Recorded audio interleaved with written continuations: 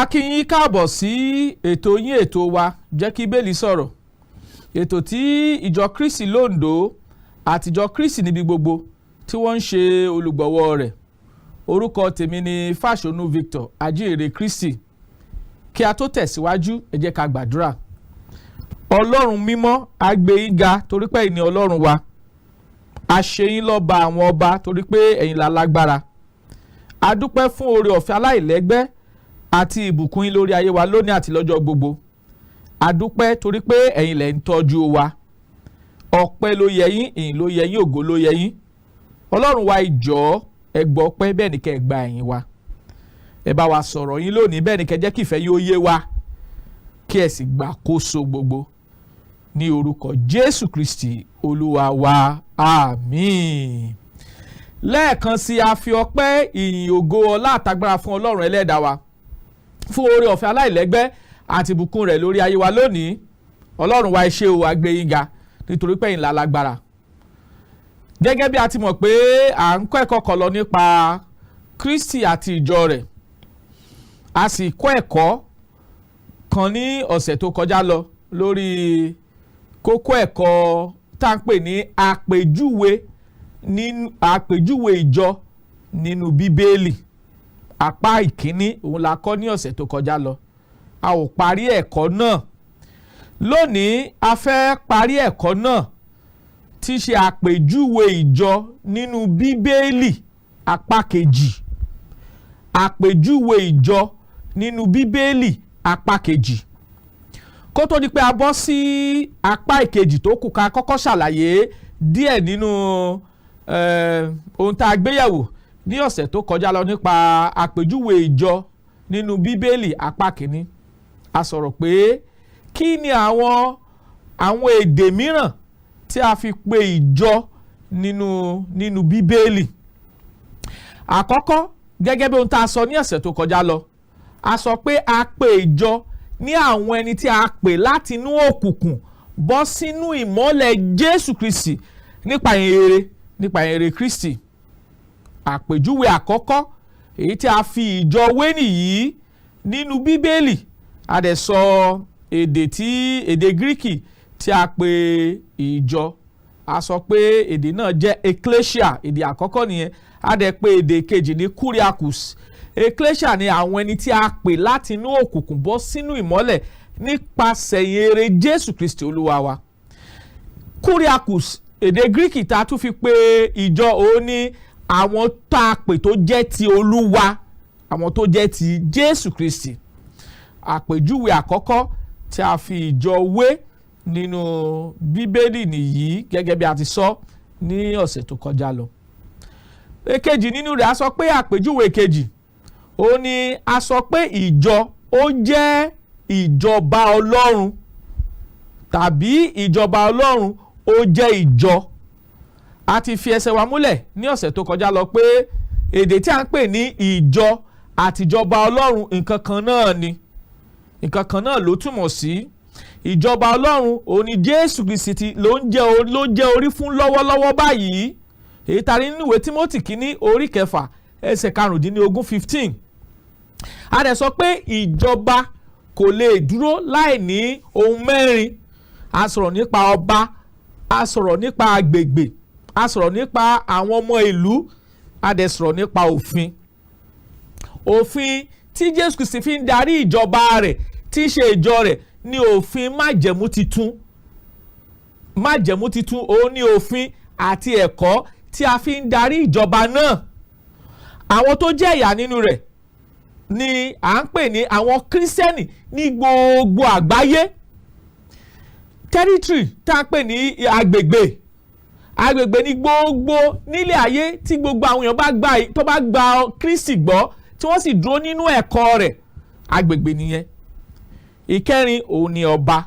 Jésù òun ni ọba fún ìjọ, gẹ́gẹ́ bí àwọn àlàyé mìíràn tí a rí nínú Bíbélì. Ìkẹta tá a sọ ní ọ̀sẹ̀ tó kọjá lọ ni pé ìjọ jẹ́ ilé Olúwa tàbí ẹbí Olúwa. A sọ pé a pè ìjọ nílé Olúwa.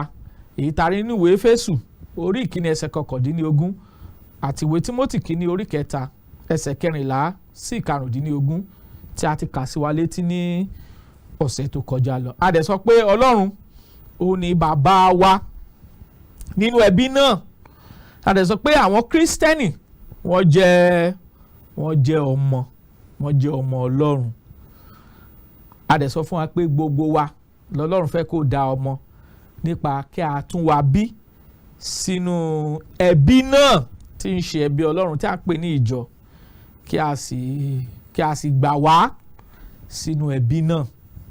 Ibi tí a sọ̀rọ̀ dé ní ọ̀sẹ̀ tó lọ nìyí nípa apá kìíní ẹ̀kọ́ àpèjúwe ìjọ nínú Bíbélì.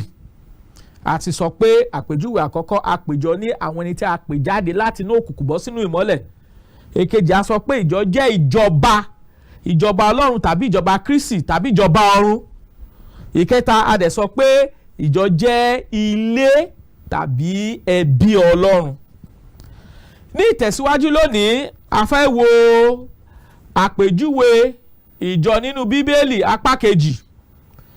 Àkọ́kọ́ tá a wò nínú rẹ̀ ni pé a sọ fún wa pé ìjọ jẹ́ ara Kristi. Ìjọ jẹ́ ara Kristi. Báwo ló ṣe rí bẹ́ẹ̀? A sọ fún wa pé Kristi ni orí fún ìjọ. Àwọn ẹsẹ̀ Bíbélì wo ló fi eléyìí yé wa? Ẹ ká wò ìwé Éfésù orí ìkíní. Ìwé Éfésù orí ìkíní ká wò láti ẹsẹ̀ 22 sí 23 ká gbọ́ ohun tí Ọlọ́run kọ́ wa níbẹ̀. Ìwé Éfésù orí ìkíní ẹsẹ̀ 22 sí 23 kí ni Ọlọ́run wí? Ó ní ó sì ti fi ohun gbogbo sábẹ́ ẹsẹ̀ rẹ̀, ó sì ti fi ṣe orí lórí ohun gbogbo fún ìjọ. Ẹ wo ẹsẹ̀ 23, ó ní èyí tí ń ṣe ara rẹ̀, ẹ̀kún ẹni tó kún ohun gbogbo nínú ohun gbogbo. Àlàyé àkọ́kọ́ tí ìwé Éfésù tó ṣàlàyé fún wa nìyí nípa Kristi àti ìjọ tàbí àpèjúwe tí a lè fi pe ìjọ. A sọ fún wa pé ìjọ ó jẹ́ ara Kristi. Àpèjúwe mìíràn nìyí tí a pèjọ nínú Bíbélì. A dẹ̀ wá sọ pé Kristi òun ló jẹ́ orí fún ìjọ. Àwọn olóyìnbá sọ pé head. Orí ni Kristi jẹ́ fún ìjọ. Orí ni a ti ń gbé gbogbo àṣẹ jáde sínú àgọ́ ara. Orí níbẹ̀ lọ́gbọ́n ti ń jáde, ibẹ̀ ni èrò ti ń jáde, ibẹ̀ ni ìlànà ti ń jáde, ibẹ̀ ni òfin ti ń jáde. A dẹ̀ sọ pé Kristi òun ló jẹ́ orí fún ara. Ìbéèrè ẹ̀yin ènìyàn wa tẹ́ ń wò wá, ṣé Kristi lè ní ara tó pọ̀? Rárá o, ara kan òun ni Kristi ní. Nígbà tí Kristi jẹ́ orí fún ara yìí, Kristi ò ní ara púpọ̀, ara kan náà ló ní. Ara kan yìí sì ni ìjọ. Ẹyọ̀kan náà sì ni, ẹyọ̀kan náà là ń ṣàpèjúwe rẹ̀, ẹyọ̀kan náà la rí nínú Bíbélì èyí tí Kristi ṣe orí fún. Eléyìí gbọ́dọ̀ yé wa dáadáa. A ti wo ìwé Éfésù orí ìkíní ẹsẹ̀ 22 sí 23 tó sọ fún wa pé ó sì ti fi ohun gbogbo sábẹ́ ẹsẹ̀ rẹ̀, ó sì ti fi ṣe orí lórí, ó ti fi ṣe orí fún ìjọ.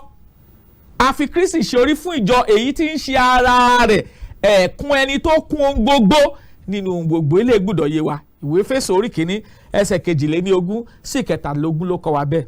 Kí tún ni ìwé Kólósè orí ìkíní ẹsẹ̀ 18, Kólósè orí ìkíní ẹsẹ̀ 18, 18, kí ló tún sọ nípa Kristi àti ara? Àfiwé wo làfiwé? Torí pé a sọ pé ara jẹ́, a sọ fún wa pé ìjọ jẹ́ ara Kristi. Ẹ wo ẹgbọ́n tó Olúwa wí 18, ó ní ó sì jẹ́ orí fún ara, èyí ni ìjọ, ẹni tí ń ṣe ìpilẹ̀ṣẹ̀, àkọ́bí láti inú òkú wá, pé nínú ohun gbogbo kí ó lè ní ipò tí ó ga jùlọ. Ẹ wo àlàyé tí Ọlọ́run ṣe nípasẹ̀ Kristi, nípasẹ̀ ẹ̀mí Ọlọ́run fún ìjọ, fún ogúnlọ́gọ̀ àwọn èèyàn tí ń bẹ nínú ayé lónìí, pé Kristi la fi ṣe orí fún ara sì ni ìjọ.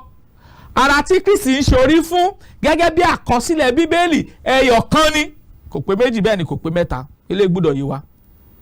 Ẹ tún wo ẹsẹ̀ 24 kẹgbọ́n ohun tó Olúwa tún sọ nípa ohun tí Bíbélì sọ nípa àpèjúwe ìjọ tí a fi wé ara Kristi. Ẹgbọ́n tó wí 24, ẹgbọ́n tó wí o. Ó ní nísinsìnyí èmi ń yọ̀ nínú ìyà mi nítorí yín, èmi sì ń mú ìpọ́njú Kristi tí ó kú lẹ́yìn kù ní ara rẹ̀ ní ara mi nítorí ara rẹ̀ tí ń ṣe ìjọ. So níbí yìí a sọ fún wa pé Kristi òun ni orí fún ìjọ ní ìgbà tí ìjọ ogúnlọ́gọ̀ àwọn èèyàn tó gbàgbọ́ gẹ́gẹ́ bí ìfẹ́ rẹ̀, gẹ́gẹ́ bí ọ̀rọ̀ rẹ̀, wọ́n jẹ́ ara.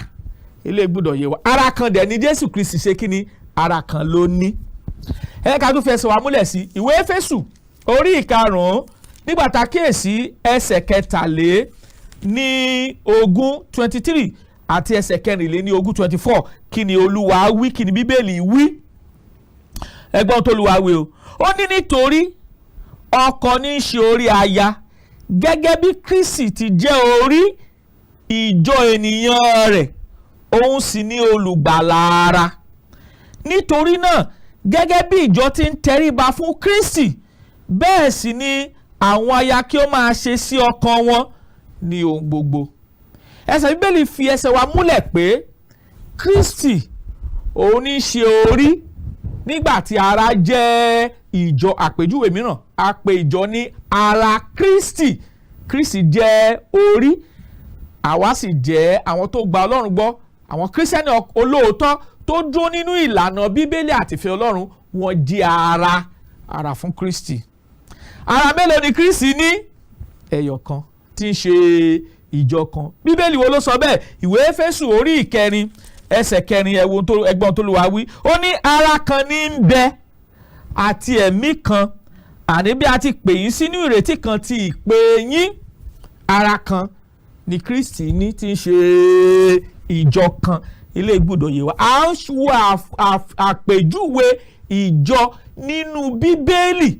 Àpèjúwe ìkẹrin ni pé ìjọ jẹ́ ara Kristi ní ìgbà tí Kristi sì jẹ́ orí fún ìjọ, ní ìgbà tí ìjọ sì ṣe ara rẹ̀. A ti wòwe Éfésù orí 1 ẹsẹ̀ 22 sí 23. A ti wòwe Kólósè orí 1 ẹsẹ̀ 22 àti ẹsẹ̀ 21 ẹsẹ̀ 24. A tún wòwe Éfésù orí 5 nígbà tá a kíyèsí ẹsẹ̀ 23 àti ẹsẹ̀ 24 tó ṣàlàyé pé Kristi jẹ́ orí ní ìgbà tí ìjọ ènìyàn rẹ̀ jẹ́ ara rẹ̀. Ilé gbọ́dọ̀ yé wa. Ara kan sì la sọ pé Jésù Kristi ní tí ń ṣe ìjọ kan. Àwọn sọ fún wa pé Kírísítẹ́nì la jẹ́ ẹ̀yà tí a di ìjọ náà.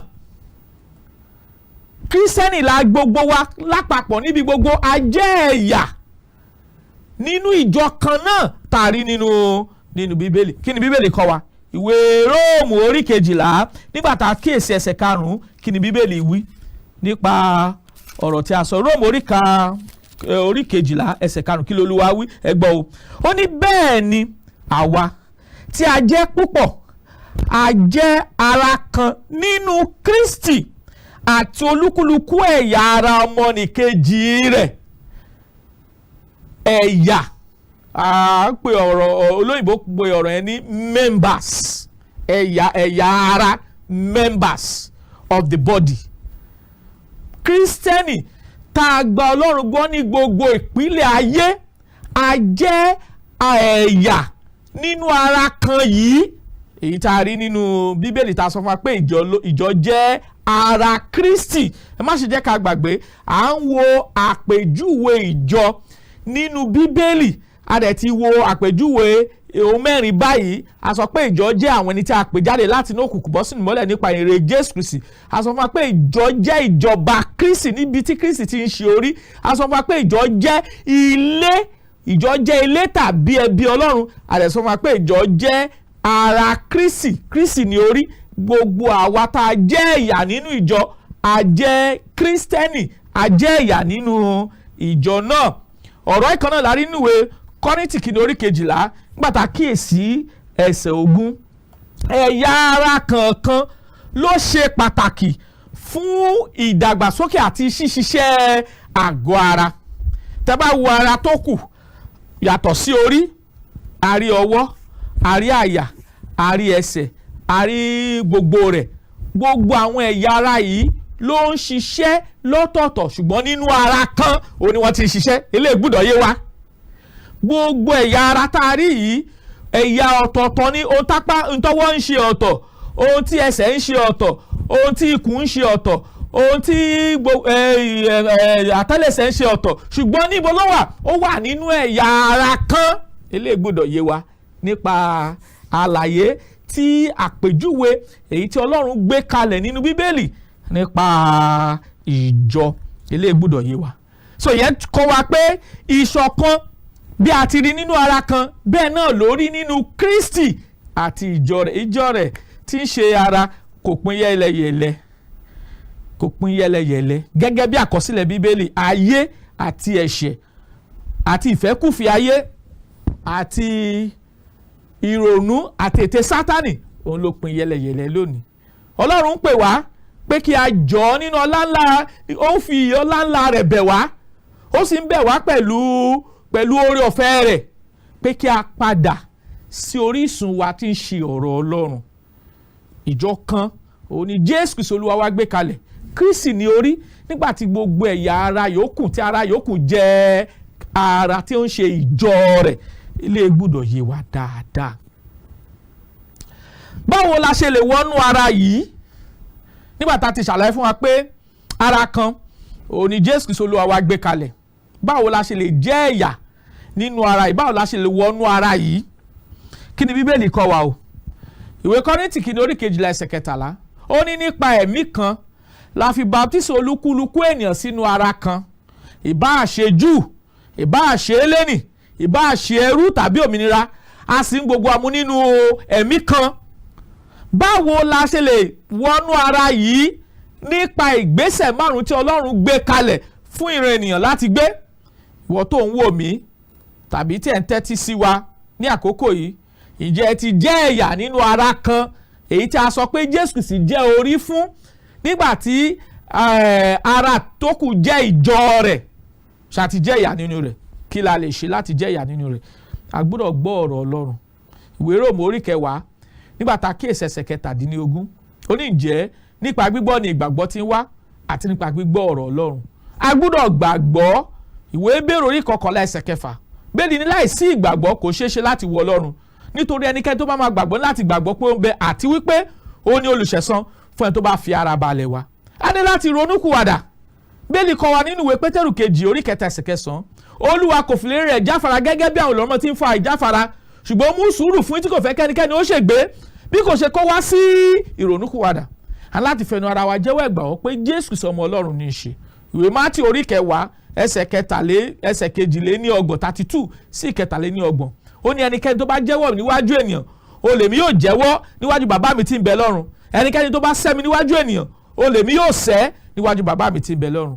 èyí tó parí ẹ̀ta nínú ìwé Kọ́ríńtì kìíní orí 12 ẹsẹ̀ 13 ó ní pé a gbọ́dọ̀ ṣe ìrìbọmi, a gbọ́dọ̀ rí ìwà bọmi gẹ́gẹ́ bí àpẹẹrẹ ikú, sínsìnkú àti àjíǹde Jésù, gẹ́gẹ́ bí àpẹẹrẹ tó fi lọ́lẹ̀.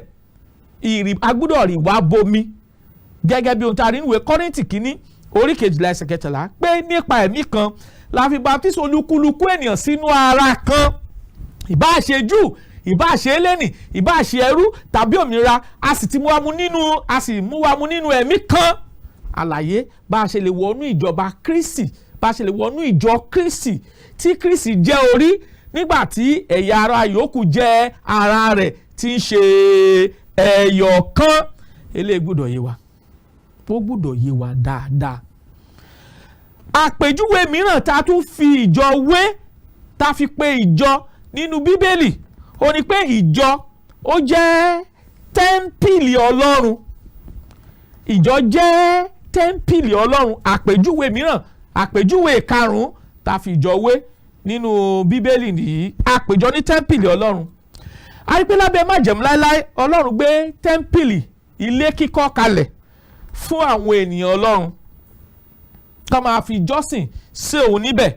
Ilé a lè rí níwèé Kíróníkà kínní orí 3 láti ẹsẹ̀ kínní títí dé Kíróníkà orí 2 láti ẹsẹ̀ kínní sí ẹsẹ̀ 14. Tẹ́ḿpìlì kan yìí tí Ọlọ́run fi oore ọ̀fẹ́ fún Sólómọ́nì láti kọ́ níbi tí àwọn èèyàn ti lọ ń jọ́sìn ní tá a rí lábẹ́ májẹ̀mú láéláé nìyí. Àwọn olóyìnbó á sọ pé physical temple, tẹ́ḿpìlì táwọn èèyàn tí Ọlọ́run lo Sólómọ́nì láti kọ́ níbẹ̀ ni Ọlọ́run fi ògo rẹ̀ ló sì fi ìfarahàn rẹ̀ sí lábẹ́ májẹ̀mú láéláé.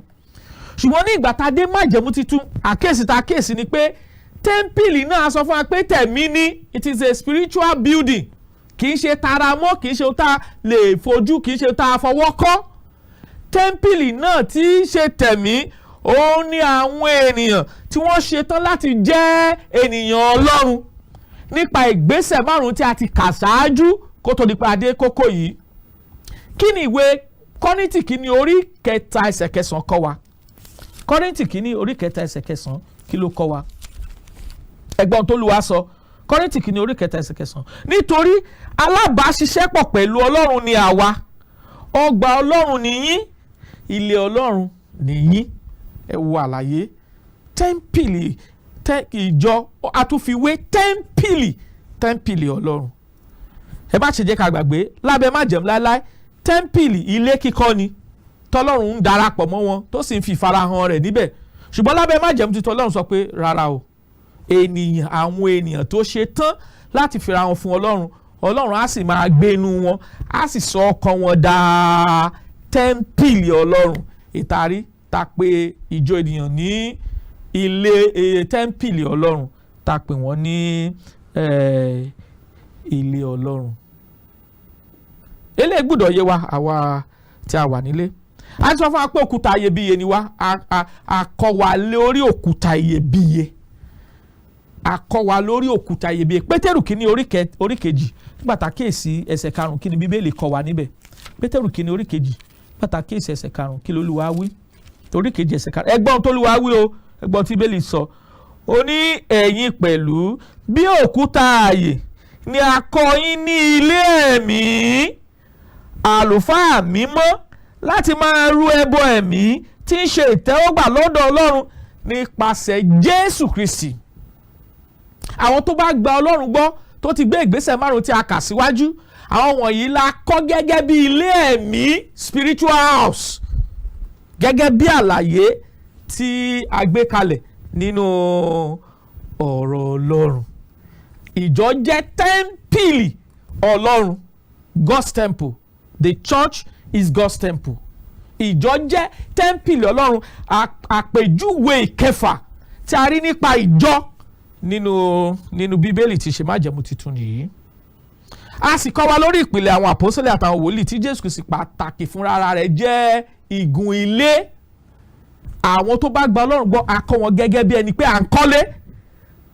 Tá bá gbé òkúta lórí òkúta, bí ẹni pé à ń kọ́lé nìyí. Àwọn tó bá ti fi ìpìlẹ̀ ìjọ lélẹ̀, eléyìí gbọ́dọ̀ yé wa. Ìpìlẹ̀ ìjọ a ti rí nínú Bíbélì, a ti fi lọ́lẹ̀ fún wa. Ìpìlẹ̀ ìjọ yìí la kọ́ lórí àwọn àpọ́sítélì ní ìpìlẹ̀, àtàwọn wòlíì ìjọ májẹ̀mú tuntun ní ìpìlẹ̀ ìjọ náà. A sì kọ́ lórí Jésù Kristi tí Jésù Kristi jẹ́ pàtàkì igun ilé. Eléyìí gbọ́dọ̀ yé wa, ẹsẹ̀ Bíbélì olókọ̀ wa bẹ́ẹ̀. Ìwé Éfésù orí 2 nígbà tá a kíyèsí ẹsẹ̀ 19 kàgbọ́n tọ́lọ́run sọ nípa ìpìlẹ̀ ìjọ tí a ti fi lélẹ̀. Ẹnikẹ́ni ò lè fi ìpìlẹ̀ mìíràn lélẹ̀ mọ́. A ti fi ìpìlẹ̀ ìjọ lélẹ̀. Ẹgbọ́n tọ́lọ́run sọ, ìwé Éfésù orí 2 nígbà tá a kíyèsí ẹsẹ̀ 19 sí ẹsẹ̀ 22. Ẹgbọ́n tọ́lọ́run sọ. Ó ní ìjẹ́ nítorí náà ẹ̀yin kì í ṣe àlejò àti àtìpó mọ́, ṣùgbọ́n àjùmọ̀ jẹ́ olóòótọ́ pẹ̀lú àwọn ènìyàn mímọ́ àti ará ilé Ọlọ́run. A sì gbé yín ró láti ìpìlẹ̀ àwọn àpọ́sítélì àti àwọn wòlíì. Jésù Kristi tí kálára rẹ̀ jẹ́ pàtàkì òkúta igun ilé, nítorí nínú ẹni tí gbogbo ilé náà tí à ń kọ́ sókè pọ̀ dàgbà sókè ní tẹ́ḿpìlì mímọ́ nínú Olúwa. Gbogbo àwọn tó bá gba Ọlọ́run gbọ́, a gbé wa lórí ìpìlẹ̀ òtítọ́ tá a ti fi lélẹ̀. Ẹnikẹ́ni ò lè fi ìpìlẹ̀ mìíràn lélẹ̀ ju tá a ti fi lélẹ̀ lọ tí ń ṣe Jésù Kristi. Ilé gbọ́dọ̀ yé wa, ìpìlẹ̀ ìjọ a ti fi lélẹ̀ fún wa, a sì gbọ́dọ̀ lóye nǹkan wọ̀nyí. A fi lọ́lẹ̀ fún wa lórí ìpìlẹ̀ àwọn àpọ́sítélì ní ìpìlẹ̀ ìjọ àtàwọn wòlíì májẹ̀mú titun. Kristi ní pàtàkì ilé náà àwa ń kọ́ àwọn tó bá gbàgbọ́, àwa ń kọ́ wọn gẹ́gẹ́ bí tẹ́ḿpìlì Ọlọ́run nínú Olúwa. Àlàyé tá a ṣe nínú ìwé Éfésù orí ìkejì nígbà tá a kí ẹsẹ̀ kọkàndínlógún 19 sí ẹsẹ̀ kejìléníogún 22. Ilé gbọ́dọ̀ yé wa, ẹ̀yin ènìyàn wa tí ẹ̀ ń wò wá nílé. Ọlọ́run pàápàá gbé nínú tẹ́ḿpìlì náà. Kọ́ríńtì kínní orí 3 ẹsẹ̀ 16 sí 17. A tún sọ pé ìjọ náà jẹ́ àfìjọ náà wé orílẹ̀-èdè mímọ́ àti olú àlùfáà, èyí tá a rí nínú ìwé Pétérù kínní orí 2 ẹsẹ̀ 9. A sọ fún wa bẹ́ẹ̀, ẹ̀yin ènìyàn wa nílé. A ti fi ìpìlẹ̀ ìjọ lélẹ̀, a ti fi lélẹ̀, ohun tó yẹ ká mọ̀ nípa ìjọ ó ti wà nínú Bíbélì.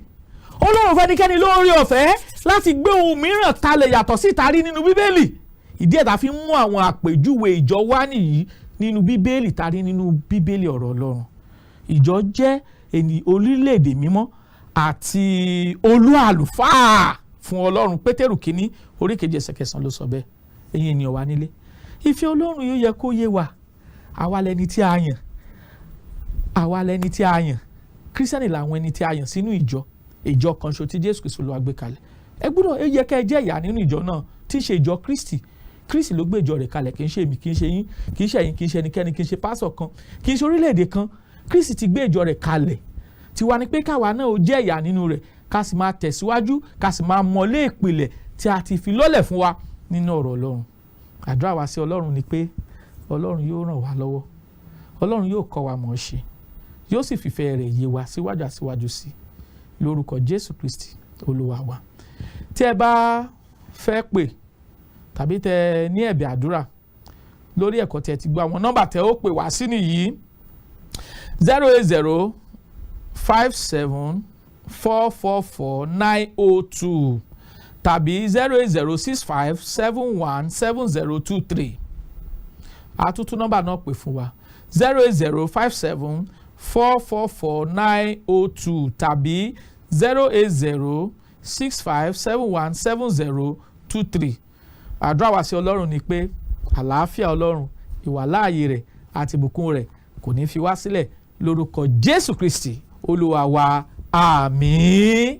Fún mi ní Bíbélì ìràwọ̀ ayọ̀ láti máa yọ̀ wá fẹ́ni tí jíǹgbé, kò sí ìjì tí ó lè bòdì dán rẹ̀. Jésù ti gbà àwọn tó ti sọnù. Fún mi Bíbélì ìròyìn mímọ́ dídán, mọ́lẹ̀ rẹ̀ yóò tọ́ mi lọ́nà tòrò. Ẹ̀kọ́ ìlérí òfin ìfẹ́ papọ̀, kóru tó kọjá sọ́jà ìnípẹ̀kun.